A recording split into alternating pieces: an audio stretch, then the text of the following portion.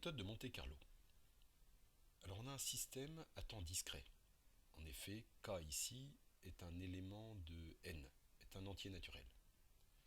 On a une entrée u, le vecteur d'état est appelé x, on a deux inconnus qu'on appelle les paramètres a et b.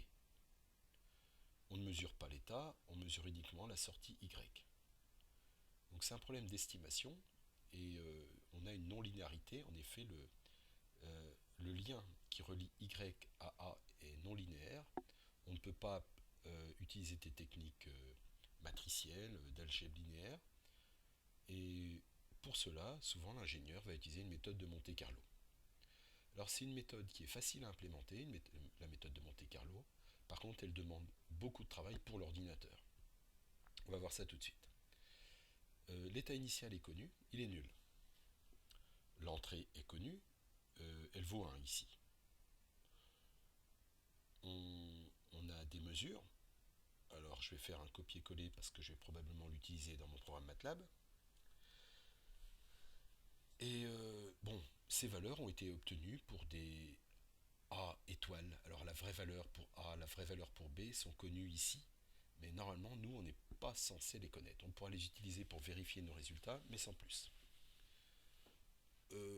On sait a priori que A est dans un intervalle qui vaut 0,2 et B aussi dans un intervalle 0,2. Et il va falloir les estimer par une méthode de Monte-Carlo.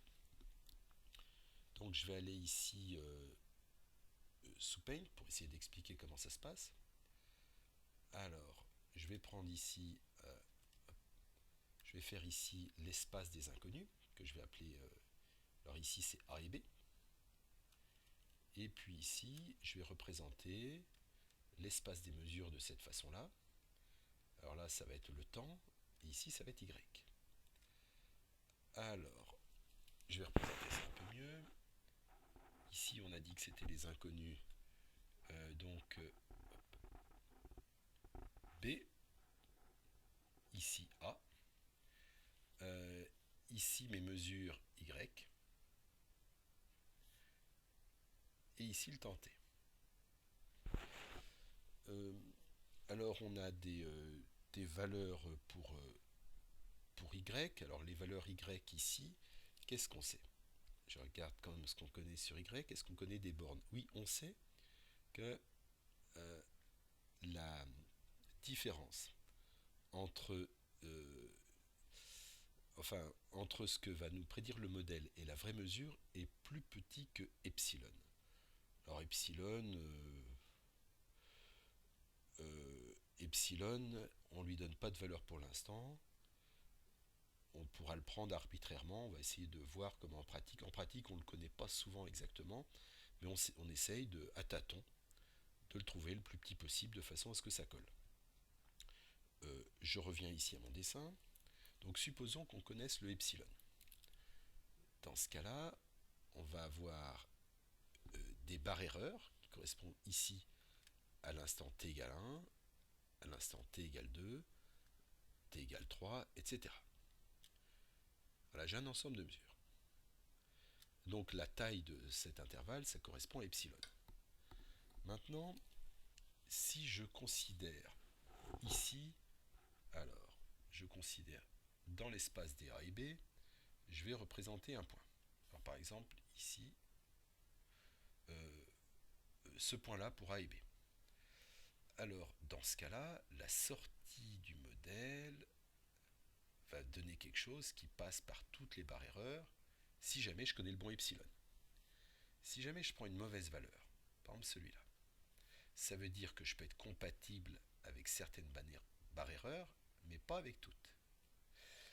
Et en tout cas, pour la vraie valeur, A étoile, B étoile, eh ben, je suis bien évidemment, si mon hypothèse est bonne, compatible avec tout le monde. Donc, qui va me permettre de passer de là à là? C'est mon simulateur. Donc, en quoi consiste une méthode de Monte-Carlo? Une méthode de Monte-Carlo consiste à prendre des points ici complètement au hasard et à les simuler. Si je passe par toutes les barres erreurs, je les colorie en rouge. Si jamais je passe par certaines barres erreurs, je le colorie en bleu. Et donc je vais obtenir à la fin un ensemble de A et B possibles. Et cet ensemble-là va contenir la vraie valeur pour A étoile B étoile, donc c'est celle-là, A étoile B étoile, la vraie valeur elle est là. Donc ça me permet de savoir où sont mes paramètres, mais en même temps j'ai mieux. J'ai aussi, comme on peut voir ici, une sorte de diamètre de cet ensemble qui va me permettre, ce diamètre va me donner l'incertitude avec lequel je connais A étoile et B étoile. Une autre façon de voir les choses, ce serait aussi de prendre le plus petit pavé qui contient tous mes éléments rouges, et puis ce pavé me donne l'incertitude sur A, l'incertitude sur B. Donc voilà le principe de la méthode de Monte-Carlo. Il va falloir que je programme tout ça. Donc pour cela, je vais sur MATLAB. J'ai fait un nouveau programme que j'appelle Monte-Carlo, et je vais déjà créer mon vecteur Y. Donc Y égale, alors je vais prendre un vecteur colonne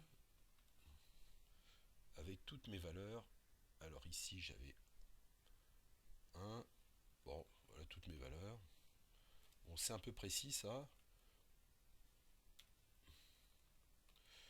Voilà, voilà pour mon vecteur Y.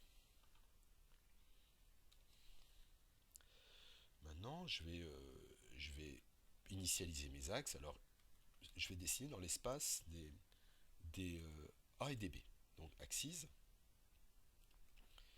Ici, je vais donner une valeur entre 0 et 2, donc x min, x max, y min, y max. Je vais faire un axis de square pour square, et puis le classique hold on, pour pas qu'il me réfasse tout au fur et à mesure des calculs. Puis là-dedans, la méthode de Monte-Carlo va consister à créer une boucle où je vais faire mes tirages aléatoires. Donc, for i égale 1 jusqu'à par exemple 100, je vais prendre 100 points, mais 100 c'est pas assez. Et puis le end à la fin, et c'est là-dedans que je vais tirer mes nombres au hasard. Donc je vais faire A, je le tire au hasard entre 0 et 2. Donc je vais utiliser rand. Rand et puis multiplier par, donc il va me faire un tirage uniforme. Et je tire A, ici il va être entre 0 et 2. Pareil pour B, je le tire au hasard. Et puis il va falloir que je fasse mon simulateur. Donc je vais simuler, c'est ce que je donnais ici. Je vais devoir faire ma fonction f. Ma fonction f, c'est celle qui va me permettre à partir de A et B de calculer cette trajectoire, ce que je devrais normalement obtenir. C'est celle qui vous est donnée ici, donc il va falloir simuler ce système-là. Donc ici, je vais rentrer ma matrice A d'évolution. A qui vaut, dans mon contexte, 1, 0, A 0,3. B, lui, il vaut B 1 moins B. Quant à C, il vaut 1 et 1. C'est un vecteur ligne. Alors tout ça, je l'ai pris dans l'énoncé. Je l'ai pris ici. Alors, sauf que ici, j'ai non pas un 0,3, mais un 0,9. Voilà. Alors je vérifie à nouveau.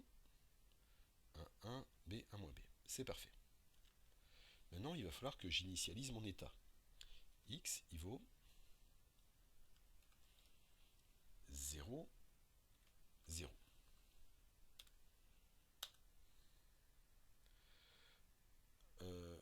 Ensuite, je vais faire une boucle pour ma simulation, for k égale 1 jusqu'à 6, et le nouvel état x1, c'est a fois x plus b fois u, mais u il vaut 1. Bon, et la sortie, ym, donc la sortie de mon modèle, de k, il vaut c fois x. Puis ici, n. Alors, bon, pour éviter qu'il râle là, parce que là on voit qu'il aime pas trop, il préfère que je déclare avant la quantité mémoire que ça va utiliser. Donc je vais le faire ici. Je vais déclarer 6 0, 5 et 6 pour réserver la mémoire. Comme ça, il est content. Bon, voilà le simulateur. Maintenant, je vais regarder la différence if norme. Alors je regarde la différence entre ym, le vecteur que je viens de générer par simulation, et le vecteur de mes données réelles. Et je prends la norme infinie. Alors la norme infinie, à ne pas confondre avec la norme L2, la norme infinie donne, raisonne, regarde l'écart composante par composante.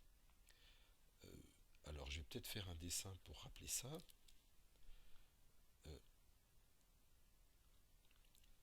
Alors, si je prends par exemple ce point-là,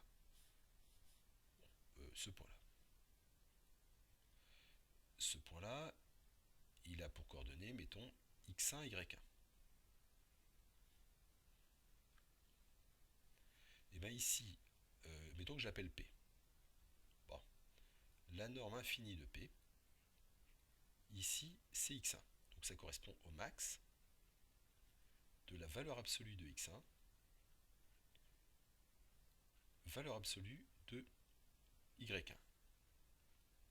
Alors que la plus connue, c'est la norme, alors ça c'est la norme infinie, alors que la norme L2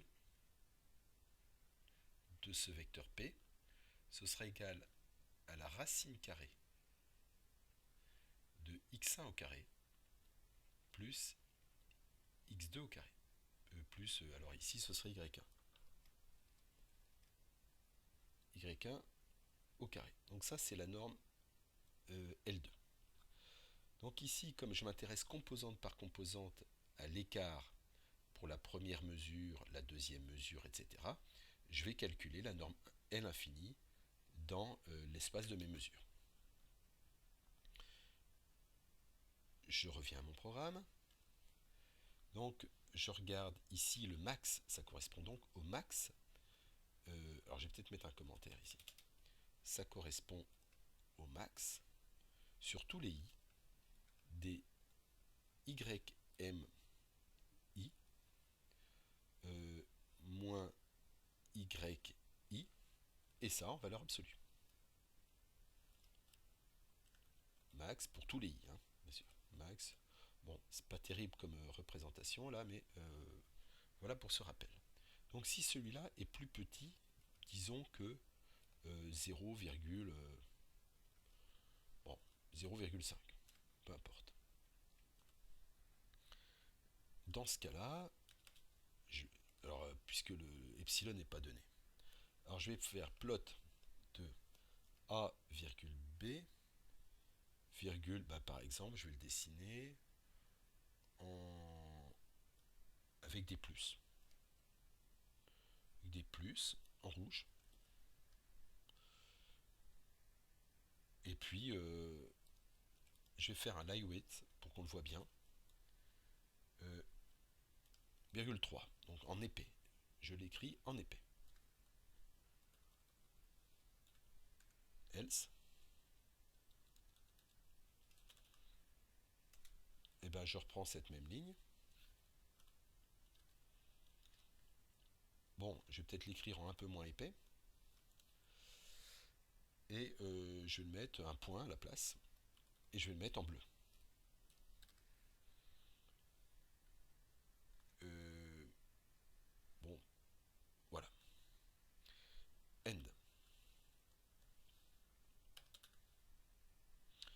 Puis à la fin, puisqu'il va chercher à optimiser les calculs et il voudrait tout m'afficher à la fin, donc je veux lui imposer de tout redessiner à chaque étape pour bien voir les choses. Donc je fais un draw now. Alors bien sûr ici, il me manque aussi le x égale x1.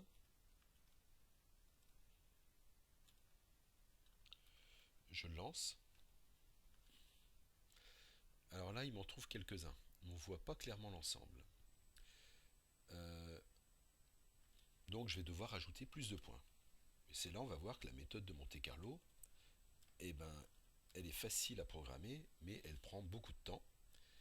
Mais elle fait apparaître un problème ici, où on voit qu'on a tout un tas de solutions le long d'une hyperbole. Et là on a du mal à comprendre, puisqu'on a pas mal de mesures, et on va essayer d'expliquer juste après qu'en fait c'est un peu normal, on a un problème d'identifiabilité. En effet, on a beau avoir toutes les mesures qu'on veut, on aura toujours un ensemble de solutions qui seront complètement équivalentes.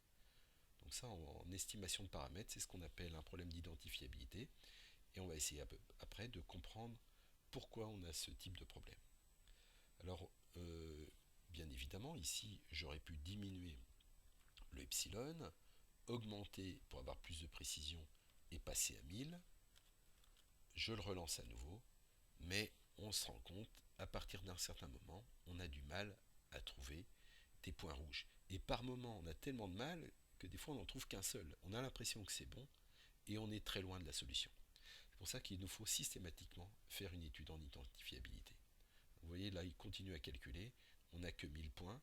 On peut essayer de rendre ça plus efficace, par exemple en enlevant le Dronao, mais ça va quand même prendre. Les méthodes de Monte-Carlo sont très gourmandes en temps de calcul. Deuxième question. On vous demande de calculer la fonction de transfert du système linéaire en fonction de A et de B. Alors la fonction de transfert, puisqu'on a un système à temps discret, il faudrait la calculer en Z.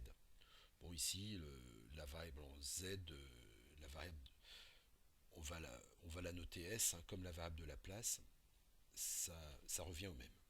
Donc je vais quand même calculer cette fonction de transfert. Alors, la petit 2.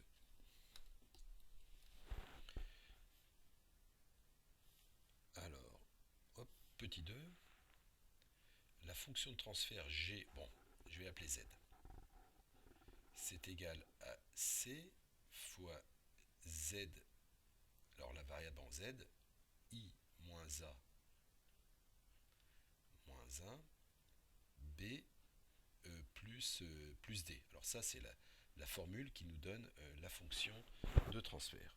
Donc là, je pourrais la calculer, et ça va me donner, alors, C, c'est la matrice 1, 1,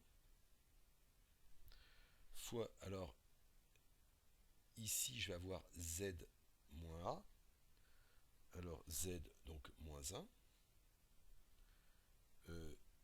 Z ici toujours, puisque c'est l'identité. Ici, je vais me retrouver avec 0.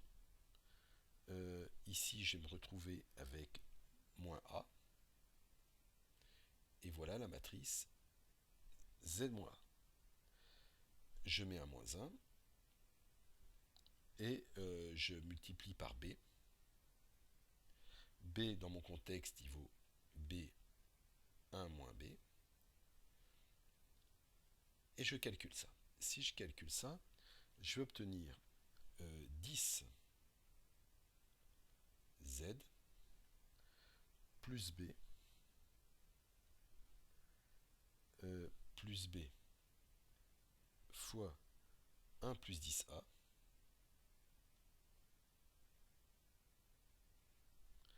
moins 10, le tout divisé par 10 Z moins 9 multiplié par Z moins 1.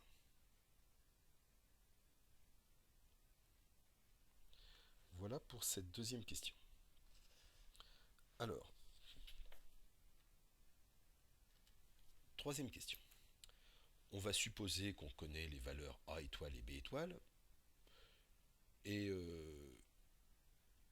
bon, et on va essayer de calculer l'ensemble des A et des B qui génèrent la même fonction de transfert. Donc s'ils génèrent la même fonction de transfert, c'est-à-dire qu'on ne pourra pas dissocier la vraie valeur de toutes ces autres valeurs, puisque ça correspond au même système. Et c'est ce qui va se passer ici. Et on va essayer d'en déduire le phénomène qu'on obtient à la question numéro 1. Donc je vais poser ça égal à 10z plus B étoile fois 1 plus 10 A étoile moins 10, le tout divisé par 10z moins 9 fois z moins 1. Alors déjà, on se rend compte que le dénominateur se simplifie. Le 10z va se simplifier aussi. Le 10 va se simplifier. Et donc, de ça, je vais obtenir que B fois 1 plus 10A est égal à B étoile fois 1 plus 10 A étoile. Alors là, je connais les vraies valeurs pour A étoile et B étoile. Donc ici, je vais pouvoir le remplacer. Ça va être égal à... ça va être une valeur que je connais, qui vaut ici 7,5. Bon, là, je l'ai calculé, 7,5. Et j'en déduis donc que ça, c'est équivalent à dire que B est égal à 7,5, le tout divisé par 1 plus 10A. Et ça, c'est un peu c'est l'équation d'une hyperbole. C'est-à-dire que si j'essaye de tracer ici cette équation-là, alors je vais essayer de prendre un peu de place. Ici, je vais avoir, mettons, A, et ici, je vais mettre B.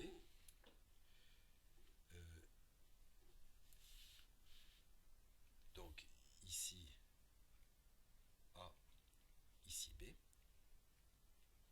Ben ça va me dessiner une hyperbole qui aura à peu près cette allure-là et qui correspond à l'ensemble des solutions que j'avais obtenues tout à l'heure. C'est-à-dire que l'ensemble des B et des A qui sont reliés par cette relation vont se comporter pareil que le A étoile B étoile. Donc, en fait, le A étoile B étoile va être quelque part là-dessus. Je ne sais pas où. A étoile B étoile. Mais en tout cas, il y aura un ensemble de solutions qui vont se comporter exactement comme mon système. Et là, on a un problème d'identifiabilité dès qu'on a ce type de relation. J'ai beau changer A et B à l'intérieur de cette courbe, je ne vais pas changer le comportement du système.